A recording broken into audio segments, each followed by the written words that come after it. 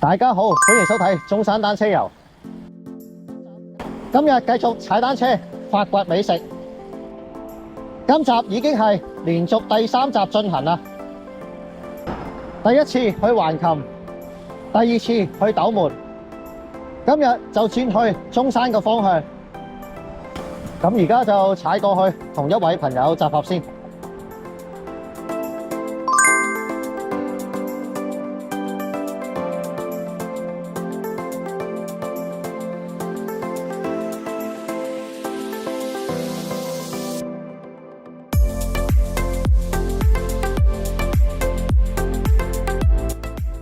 今日出發近中山市區嗰邊食嘢。雖然我自己有好多踩單車美食片係關於中山，但其實主要都係分佈以坦洲同三鄉為主。對於我哋喺澳門出發嚟講，係比較近同方便。但係睇返成個中山市嘅地圖，其實成個中山係非常之大。所以今日就踩遠少少，之後就慢慢一步一步加長距離去認識中山更深嘅版圖。咁而家就過去中山板湖嗰邊先，喺嗰邊仲有一位朋友同我哋集合。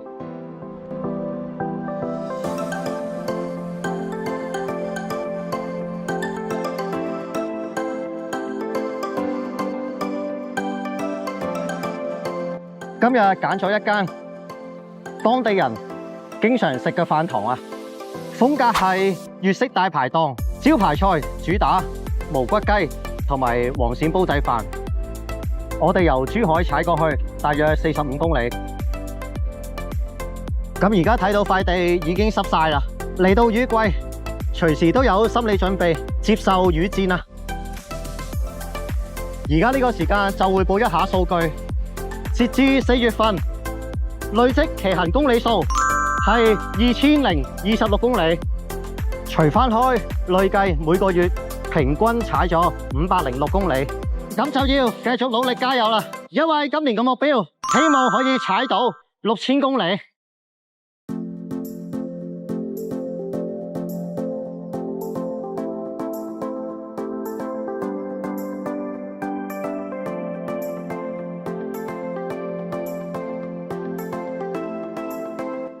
而家踩咗30公里，嚟到華發觀山水。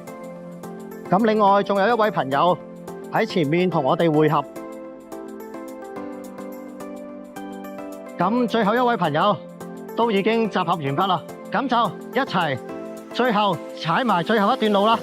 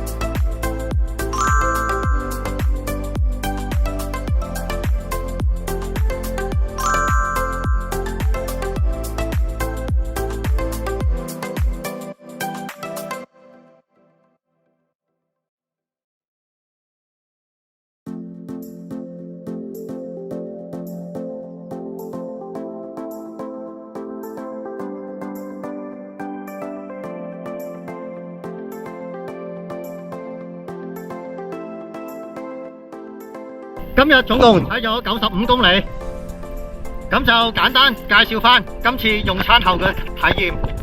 我哋總共3個人叫咗3餸1湯，總消費177蚊，每人平均都只係59蚊。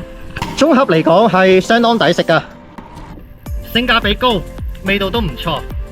招牌菜蔥油無骨雞，畫面都睇到㗎啦，雞皮晶瑩剔透，雞肉嫩滑，成隻雞都充滿蔥油嘅香味啊！最重要就係去晒骨，啖啖肉啊，食落去都幾正啊！跟住落嚟就係黃鱔煲底飯，我覺得呢個比蔥油無骨雞更加好食啊！佢拎上嚟未開蓋嗰陣，已經係聞到非常之香啦。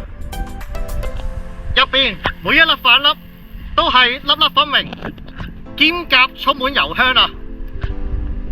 呢個真係真心值得推薦。最後就係鹹蛋黃大腸，咁我覺得呢個就比較失色咗啦。咁我自己就覺得佢只係將鹹蛋黃塞咗喺大腸入邊，之後再兩邊輕輕煎一煎，但係就食唔到任何特別嘅感覺咯。如果佢將大腸略為炸過，增加返一啲香脆嘅口感，可能效果就會好好多。今次踩單車去中山食嘢就到呢一度結束啦，下次踩單車再見。